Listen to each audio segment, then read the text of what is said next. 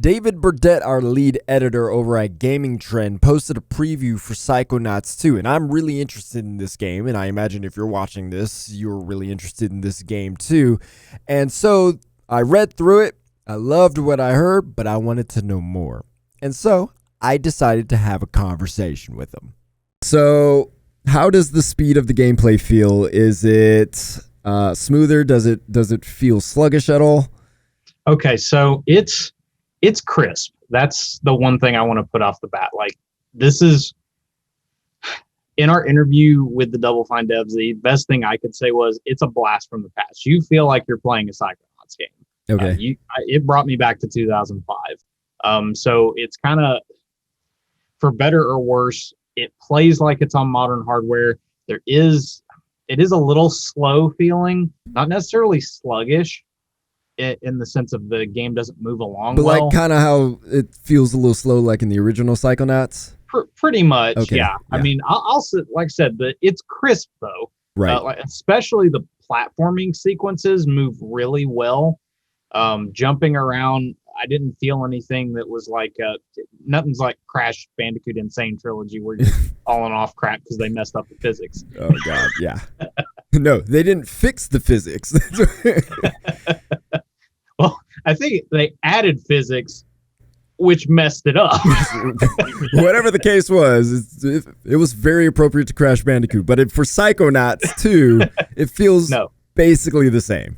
Yeah, it is. Once again, it's a for better or for worse kind of situation, but I think it's more for better because you don't want to mess with that. What made that game special, and the way it played is part of why it's so good. Okay. I found the graphics of the original Psychonauts a little muddy and the colors faded. How would you say the graphics are in Psychonauts 2 in comparison?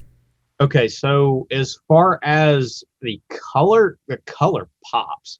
Okay. Especially the choices, like one of the levels they let us play was a casino level inside of the mind of one of the Psychonauts. And man, it's bright, everything's flashing. They have, if there was criticisms of that in the first game, they've come out to be like, in the very first couple of hours of the game, they're like, no, there's plenty of color to this. That's the thing. I was playing the game recently, and I felt like I couldn't keep playing the game because this is one of those rare times where the graphics actually prevented me from continuing playing because it just felt so old. Yeah. Well, I mean, it is from 2005. Yeah, 2005, 2006. But like Mario 64, I'll jump in that and play it all day. Psychonauts felt it was a little rougher for me. Yeah, and I'm sure it's just the way the game went and everything like that. But this, you can tell they wanted this thing to just be as colorful as possible. Even the areas that you would imagine would be more drab look very crisp. Maybe it's due more to the HDR that's available with the Xbox. I was playing it on the Series X, so might look a little bit better because HDR is enabled there. I don't know if, unfortunately, from what they put out today, it looks like HDR is exclusive to the Series consoles. Oh, interesting. So I don't know if that's going to affect the PS4, the backwards compatible PS5, the Xbox, even the Xbox One X doesn't have HDR. Oh, okay. And that's probably PC doesn't have HDR listed. Kind of blows me away. Yeah, that's kind of a feature I wouldn't expect being exclusive. That's weird. But I'm hoping at least, but I don't expect the auto HDR function has worked really well for the Xbox. And I think it'll end up looking really good no matter what console it's on. But I think you'll be pleasantly surprised there. I do think there is some looking at some of the characters and you're like, okay, this still looks like it's kind of from 2005. Like Raz, the way his face is and everything, there's a bit of that claymation almost feel to a degree. So that kind of feels still like it's left in the past. And it's another for better for worse kind of situation where but is it not like necessarily modern, but it doesn't really hurt the game. It's more if you're like somebody who's looking at it. If you're an Xbox player and you're like, I want something that's going to rival Ratchet and Clank Rift Apart. Oh no, don't just walk away. Yeah. Gameplay, it's going to be really good and it's going to rival in that sense of just really good gameplay. it ain't gonna look as pretty as every other game out there. People need to remember this game was started development in 2016 was when it was announced. They've already been done with some of this stuff for a while. Microsoft just let them build the game bigger than it originally was. At the end of the day, it's still a Double Fine game, so no disrespect to them, but the art style and what they have available is only so much. Yep. And I'm looking, when I play a Double Fine game, I'm looking for crisp mechanics, and unique storytelling, as well as just the unique setting. How is the voice acting? Oh my gosh, it's fantastic. I don't actually go over this in the preview, so I'm so glad to get to talk about it here. Richard Horvitz is one of my favorite voice actors ever. I mean, the dude, the thing I remember most from in my childhood is The Grim Adventures of Billy and Mandy, where he voices Billy. And that has stuck with me my entire life. So every time I hear that voice, I'm like, it's Billy. It's Billy. And I wait for him to Mom, it's Billy. Yeah. So it's been great hearing him in all these video games, because I'm trying to remember. He's actually Zircon Jr. in Ratchet and Clank Rift Apart. So I've heard him. I've heard him over there, and then he plays one of the characters in Destroy All Humans, one of the aliens. So it's like he's there. And now here he is, like Troy Baker, and he's just fantastic. So he's fantastic. From what I've seen, a lot of the actually original voice actors and actresses came back to play some of the other characters as well. So just once again, Blast from the Past feels like the perfect way to describe this, in the sense of you're getting all of the right characters back. And then they've introduced some really fun new characters, like Hollis Forsythe's the second head of the Psychonauts. She's kind of the one in charge right now, since no spoilers, but Rhombus Arun, the first head of it, he's dealing with some stuff. So she's a great character. From what I understand, Sasha came back. The voice actor for Sasha came back. It's just great. I'm assuming I've just not gotten far enough into it. The quirky comedy hasn't landed as often as I would have liked, but maybe it's just me remembering a little bit too much, or maybe me thinking it needs to be a Marvel movie and every 2 seconds somebody needs to be quipping something. Sure. I don't know. Maybe that's my fault. So you mentioned in your preview, which you can read now on gamingtrend.com, that there's a lot of, for lack of a better way to put it, a lot of callback to, items, different names of the menu items and things like that. Would you say that there might be a little too much reliance on past stuff of Psychonauts in this game? There could be.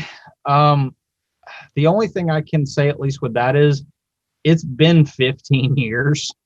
So it's hard for me to at least point at that and be like, man, they did too much in this. They really shouldn't have just done the same thing here. Not to mention, we're playing the preview event, so you're only getting the first little bit of the game. So there's every chance that as we continue to progress the game, they already had some new abilities right away. It's there, but I wouldn't be surprised if it's more of a, hey, we're opening the game. There's a lot of fun stuff here. You're going to remember this. You might not, but we're going to have much more as you continue to play the game. I can see that actually being more what's going to happen. But, with sequels, there tend to be some things that stay, like the emotional baggage of grabbing the tags, and the figments are just fun to run through the level and collect. So I don't think it's really a detriment to the game necessarily. If you have, I guess really, if you've got an issue with it after waiting 15 years for this game, you probably didn't really want this game to come out. Shots fired. The potential Psychonauts fence sitters. I've been waiting for this ever since. I didn't get it at day one when I was younger, but man, the second I got a hold of a copy of Psychonauts on the original Xbox, man, I wore that sucker out. So I've been waiting a long time for this to finally come out. I like what's in Psychonauts. I got through a chunk of it, but after a while I was just like, this is one of those games. It would be like playing Donkey Kong 64 in its original form. I like Donkey Kong 64, but it'd be a little hard to play at this So point. that's probably a really good comparison in the sense, not necessarily 64, but in the sense of like, I guess Donkey Kong Country or something. Let's just go back a little bit further, like a side scroller kind of style or whatnot. One of those, and then you're playing, of course, Tropical Freeze now, which feels really good and feels like it belongs today, but it's still the style is very obviously the same. Okay. That's what Psychonauts 2 is. They're not necessarily going overboard and modernizing and, oh, it's a new genre. It's Psychonauts, but it's today. It's 2021 Psychonauts. I like the idea of that. Would you say that the Microsoft acquisition helped Double Fine in creating this game based on what you played? Does it feel like that helped? I wouldn't say necessarily that they couldn't have done any of this, but anytime you have a major organization behind you giving you funding, because they say this actually in the interview that's on Gaming Trend's YouTube, you can find it. We talked about the fact they actually cut boss fights from the game. Yeah, they mentioned that before. They couldn't afford it to be able to put all that kind of stuff in, and Microsoft being behind them gave them the security to be able to put that money in and be able to build the game a little bit bigger than it originally was. Obviously, with Tim Schafer's work, it's all about the story for him, and he tells incredible stories. He does. They're fun. But you have to figure out a way to put a good game around them, and I'm really glad that Microsoft gave them the ability to build that game. So there's going to be some people who are going to be frustrated that Xbox owns Double Fine and whatnot, but as long as a good studio gets a chance to make stories and do it the way they want to, who cares what console or PC or whatnot you got to play it on?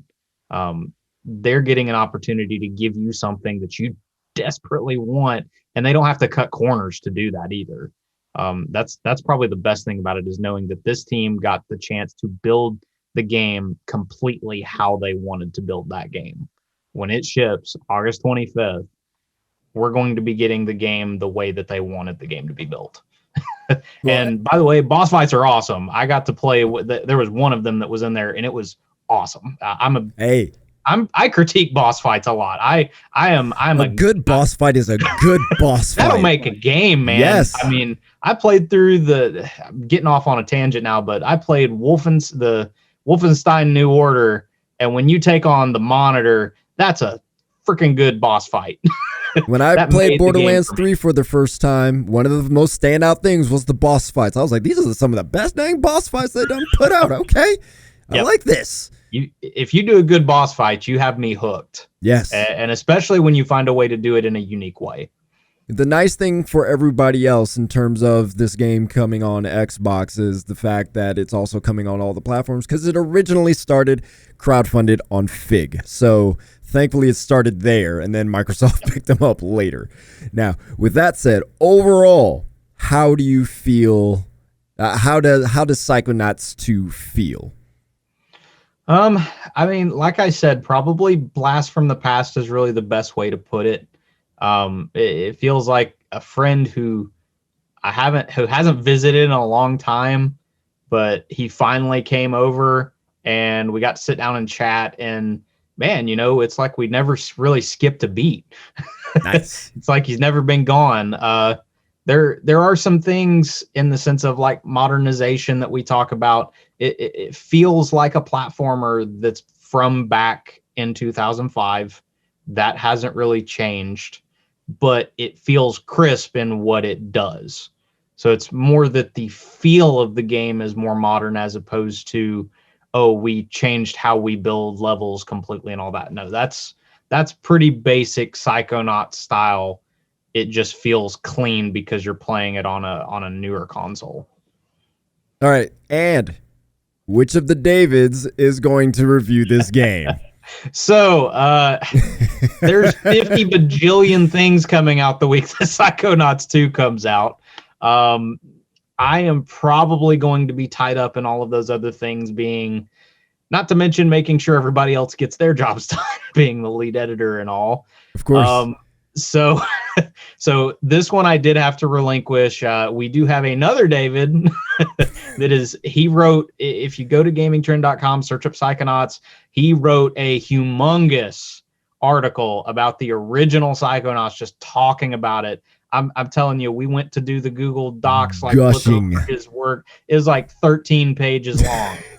I mean, this thing is, he goes into detail. Word count? What is that? I didn't even look. I was like, no, it's 13 pages. I'm not even gonna look at word count. But he's very passionate about the game series, and I couldn't imagine a better person to hand it off to. Yeah. But admittedly, when they gave me the opportunity to do the preview, I was like, well, I actually have time now. So I'll take care of the preview, and then he'll take care of the review. So the good thing is you've got David handling it one way or another, so you know it'll get done. Yeah. Oh, for sure. So the fact that David Flynn, the Psychonaut expert, is handling the review, it's in good hands. You'll get something nice and thorough. As long as I'm not having to go through 20 pages to review his review, we'll be good. We'll be good. The other fun thing we've got on the horizon is we are working on a new YouTube series talking about just kind of what a game is. And we're already have a Psychonauts episode that we're going to be working on to get up. So maybe if you're don't know a lot about the series, hopefully that'll give you a little bit more insight into what makes Psychonauts. All right, that is David Burdette, lead editor of Gaming Trend. Check out his preview on gamingtrend.com. There's a lot more in there that we didn't even get to talk about here. So go check that out right now. I know I said you'll be able to find it on gamingtrend.com, but you'll also be able to find the preview in the description below. Click on the link and it'll take you right to the preview. So if you enjoyed the video, if you enjoyed the added information on top of the preview that David Burdette, our lead editor, did, please tap that thumbs up button. Also subscribe for more gameplay. We will have some Psychonauts 2 raw, no commentary gameplay to come out in case you want to see that if you don't have the chance to play it when it comes out. Appreciate you watching. I'll talk to you later.